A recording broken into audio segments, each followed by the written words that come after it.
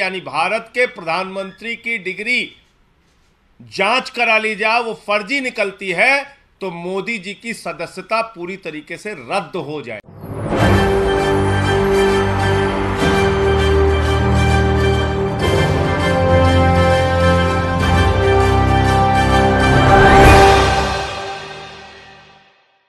नमस्कार, SPN9 news देख रहे हैं आप। आपके साथ मैं हूं मानसी जायसवाल। क्या प्रधानमंत्री नरेंद्र मोदी की डिग्री वाकई फर्जी है? और अगर वाकई फर्जी है तो चुनाव आयोग उनकी संसद सदस्यता जल्द ही छीन सकता है।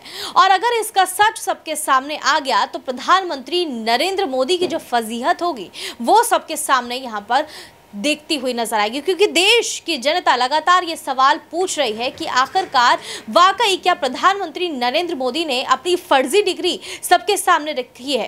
अरविंद केजरीवाल चौथी पास राजा बोलते हैं प्रधानमंत्री नरेंद्र मोदी को, और ये कहते हैं कि देश का प्रधानमंत्री पढ़ा लिखा होना चाहिए। जिस तरीके से देश के प्रधानमंत्री चाय बेचने की बात करते हैं, देश के युवाओं से ये कहते हैं कि अगर आपको बिजनेस करना है तो आप चाय भी बेच सकते हैं, जैसे कि एक चाय बेचने वाला प्रधानमंत्री अगर बन जाता है। तो यहां पर जिस तरीके से प्रधानमंत्री नरेंद्र मोदी की फर्जी डिग्री का मामला गर्माता हुआ नजर आ रहा है, साफ तौर पर यह कहा जा रहा है कि अरविंद केजरीवाल ने चौथी पास राजा जो बताया है प्रधानमंत्री नरेंद्र मोदी को, वो कहीं ना कहीं सही साबित हो रहा है। आपको बता दें, अरविंद केजरीवाल ने प्रधानमंत्री नरेंद्र मोदी की फर्जी डिग्री को लेकर बड़ा निशाना साधा। आम आदमी पार्टी भी लगातार आरोप लगा रही है जो है प्रधानमंत्री नरेंद्र मोदी की फर्जी डिग्री को लेकर। उन्होंने प्रेस कॉन्फ्रेंस करके क्या कुछ निशाना साधा है, संजय सिंह ने सुनिए। पत्रकार बंधुओं को नमस्कार। प्रधानमंत्री की डिग्री का मामला जब से सामने आया है, पूरी की पूरी भारतीय जनता पार्टी बौखला गई है। सारे मंत्री, सारे प्रवक्ता, सारी की सारी भारतीय जनता पार्टी अपने प्रधानमंत्री के फर्जी डिग्री को सही साबित करने में जुट गई है। और मैं इसको फर्जी डिग्री क्यों कह रहा हूं? इसलिए कह रहा हूं कि प्रधानमंत्री जी ने जो डिग्री सार्वजनिक की है, प्रधानमंत्री जी की जो डिग्री गृह मंत्री अमित शाह जी के द्वारा प्रेस कॉन्फ्रेंस में दिखाई गई है, वो डिग्री अपने आप में कई सवाल खड़े करती है। अभी सिलसिलेवार करके मैं आपके सामने बताऊंगा। लेकिन एक बात बहुत स्पष्ट है कि भारत के चुनाव आयोग का नियम यह कहता है कि अगर आप अपनी संपत्ति के बारे में कोई गलत जानकारी देते हैं, अगर आप अपनी डिग्री के बारे में कोई जानकारी गलत देते हैं, तो आपकी सदस्यता रद्द हो सकती है। यानी भारत के प्रधानमंत्री की डिग्री जांच करा ली जाए, वो फर्जी निकलती है तो मोदी जी की सदस्यता पूरी तरीके से रद्द हो जाएगी। वो न सांसद बचेंगे, न चुनाव लड़ने के योग्य बचेंगे, क्योंकि एक बहुत बड़ा फर्जीवाड़ा है भारत के प्रधानमंत्री की ओर से। तो इसलिए अब मैं आपको सिलसिलेवार करके बताऊंगा कि इनकी डिग्री फर्जी कैसे। नंबर एक, ये वो डिग्री है जो गृह मंत्री अमित शाह ने प्रेस कॉन्फ्रेंस करके दिखाई थी और कहा था कि प्रधानमंत्री की मास्टर डिग्री ये है। गुजरात विश्वविद्यालय से उन्होंने मास्टर ऑफ आर्ट्स किया है। अब इस डिग्री में देखिए आप, नकल के लिए भी अकल चाहिए होती है, लेकिन इस नकल में अकल का इस्तेमाल नहीं किया गया। यहां पर यूनिवर्सिटी लिखा हुआ है और यूनिवर्सिटी की स्पेलिंग में विक्ट्री का वी जो आता है उसके इस्तेमाल की जगह बैट का भी इस्तेमाल किया गया है। यह हो गया यूनिवर्सिटी। तो हमारे मोदी जी यूनिवर्सिटी से पढ़ाई किए हुए हैं और इसी सर्टिफिकेट में एक जगह और यूनिवर्सिटी लिखा हुआ है, नीचे उसकी अंग्रेजी ठीक लिखी हुई है। यहां बी आ गया, यहां पे विक्ट्री का वी आ गया। ये देखिए आप, इसी सर्टिफिकेट की बात कर रहा हूं जो गृह मंत्री जी ने दिखाई। दूसरा, मास्टर ऑफ आर्ट्स जिस फॉन्ट के अंदर लिखा गया है, जिस फॉन्ट में, यानी कि जिस लिपि शैली में मास्टर ऑफ आर्ट्स लिखा गया है, इस लिपि शैली की शुरुआत 1992 में हुई है। यह फॉन्ट, यह लिपि शैली, मास्टर ऑफ आर्ट्स जिसमें लिखा गया है, यह लिपि शैली आई है, यह फॉन्ट आया है 1992 में। और प्रधानमंत्री जी का क्या दावा है कि उन्होंने 1983 में ही एमए पास कर लिया था। यह है दूसरा सवाल। अब तीसरा सवाल और सबसे बड़ा सवाल यह है प्रधानमंत्री जी का। मैं स्कूली शिक्षा गांव में किया, और जैसा मैडम बता रही थी ना कि अपनी शिक्षा के कारण आदमी आगे नहीं बढ़ता, तो मेरी शिक्षा ही नहीं हुई। तो ये प्रधानमंत्री जी का वक्तव्य है, मेरा नहीं, माफ कीजिएगा। यह किसका वक्तव्य है? भारत के प्रधानमंत्री आदरणीय नरेंद्र मोदी जी का वक्तव्य है, मुख्यमंत्री गुजरात बनने के बाद। आज मेरा सिर्फ एक सवाल है मीडिया के माध्यम से, और भारतीय जनता पार्टी के किसी भी नेता में अगर साहस और हिम्मत है तो जाकर प्रधानमंत्री जी से इस सवाल का जवाब पूछ के बता दीजिए। सवाल क्या है? 79 में और 78 में अगर बैचलर डिग्री दिल्ली विश्वविद्यालय से प्रधानमंत्री ने कर ली, 1983 में मास्टर ऑफ आर्ट्स की डिग्री गुजरात विश्वविद्यालय से कर ली,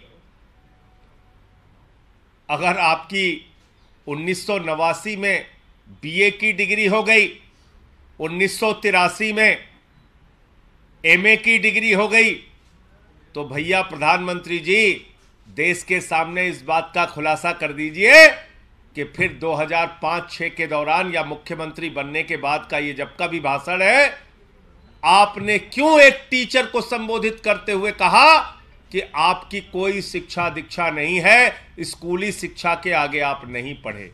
ये तो आपका बयान है, मेरा बयान नहीं है। ये बयान तो आपने दिया है प्रधानमंत्री जी, ये बयान आपका है, मेरा बयान नहीं है। मैं स्कूली शिक्षा गांव में किया, और जैसा मैडम बता रही थी ना कि अपनी शिक्षा के कारण आदमी आगे नहीं बढ़ता, तो मेरी शिक्षा ही नहीं हुई।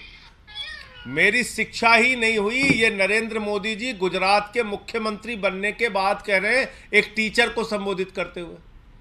तो भैया जब आपने 79 में बीए कर लिया, 83 में एमए कर लिया, फिर 2005-6 में आप क्यों झूठ बोल रहे हैं?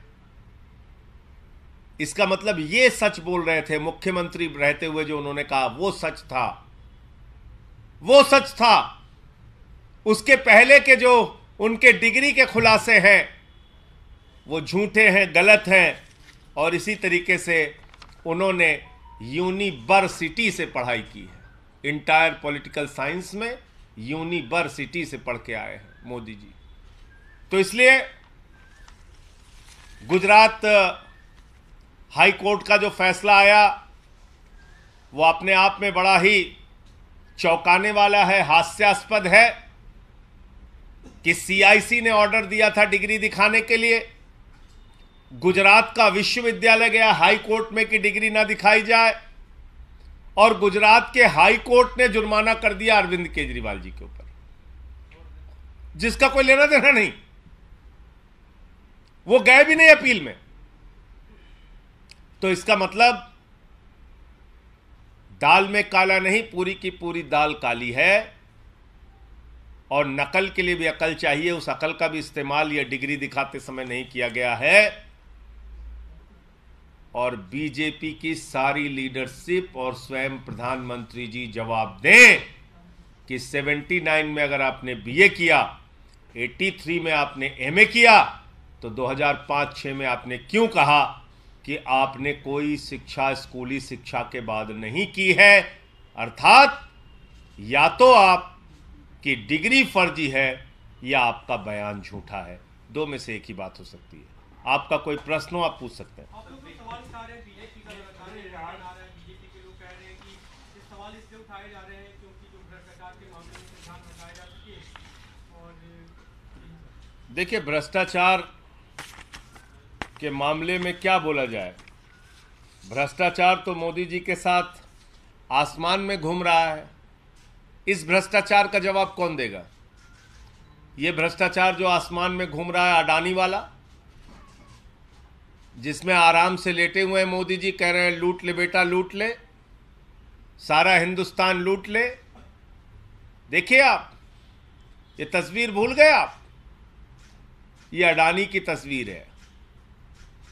अपनी राजनीतिक सत्ता को बचाने के लिए नरेंद्र मोदी जी ने अडानी के माध्यम से अपनी आर्थिक सत्ता खड़ी की और एक ही व्यक्ति को कोयला दे दिया, गैस दे दिया, बिजली दे दिया, पानी दे दिया, सड़क दे दिया, स्टील दे दिया, सीमेंट दे दिया, सीपोर्ट दे दिया, एयरपोर्ट दे दिया, आकाश से पाताल तक सब कुछ दे दिया, 2.5 लाख करोड़ का कर्जा दे दिया, 86,000 करोड़ का कर्जा माफ कर दिया। और उस अडानी ने क्या किया? 38 फर्जी कंपनियां दुनिया के तमाम देशों में अपने भाई के साथ मिलकर खोली।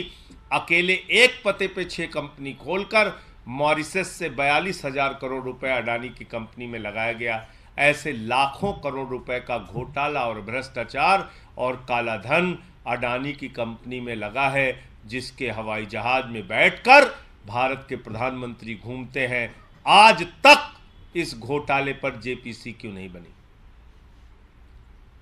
सारी की सारी पार्लियामेंट की पार्टियां एक स्वर में मांग कर रही हैं, जेपीसी बनाओ, जांच तो कराओ। जांच नहीं कराते क्योंकि घोटाले में भारत के प्रधानमंत्री और भारत की सरकार सर से पांव तक डूबी हुई है। यह है सच्चाई। और कोई प्रश्न हो आप लोगों का? धन्यवाद। गुजरात हाई कोर्ट के सामने आया जो 2002 के दंगे के जो मामले में जो रेप और मर्डर के आरोपी थे उन 26 लोगों को रिहा कर दिया गया है। आप अभी इस प्रेस कॉन्फ्रेंस में जानकारी दे रहे हैं, मुझे इस पूरे घटना की जानकारी नहीं है, लेकिन मेरा अपना ये मानना है, नफरत की राजनीति, दंगे फसाद की राजनीति, गुंडागर्दी की राजनीति, समाज को तोड़ने की राजनीति इस देश को विखंडित करेगी और ऐसा करने वाले के खिलाफ सख्त से सख्त सजा होनी चाहिए। पश्चिम बंगाल और बिहार में कुछ जगह हिंसा हुई है।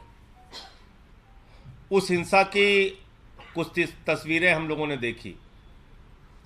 पहली बात तो भगवान श्री राम की मर्यादा के विपरीत, उनका जो जीवन चरित्र था उसके विपरीत जाकर अगर हम रामनवमी के जुलूस में राष्ट्रपिता महात्मा गांधी के हत्यारे गोडसे की फोटो लेके घूमेंगे तो फिर ये बहुत बड़ा सवाल है हमारी व्यवस्था के ऊपर कि आखिर राष्ट्रपिता महात्मा गांधी के हत्यारे की तस्वीर का, गोडसे की तस्वीर का रामनवमी के जुलूस से क्या लेना देना है? क्या प्रभु श्री राम ने यही हमें सिखाया है? यही उनकी मर्यादा, यही उनका आदर्श है? रामचरितमानस से हमें यही शिक्षा मिलती है जो रामचरितमानस कहता है सब नर करहि परस्पर प्रीति, यानी कि सारे लोग आपस में प्रेम भाव से रहें। तो हम किस ओर बढ़ रहे हैं? क्या संदेश देना चाहते हैं?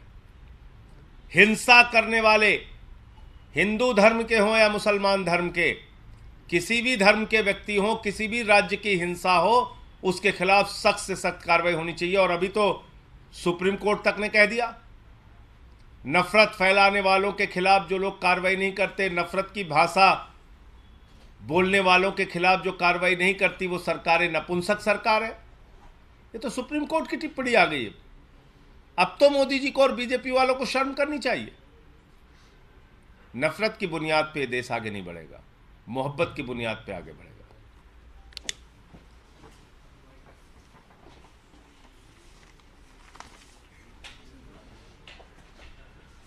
तो सुना आपने संजय सिंह किस तरीके से प्रधानमंत्री नरेंद्र मोदी की फर्जी डिग्री को लेकर बड़ा हमला बोलते हुए नजर आए।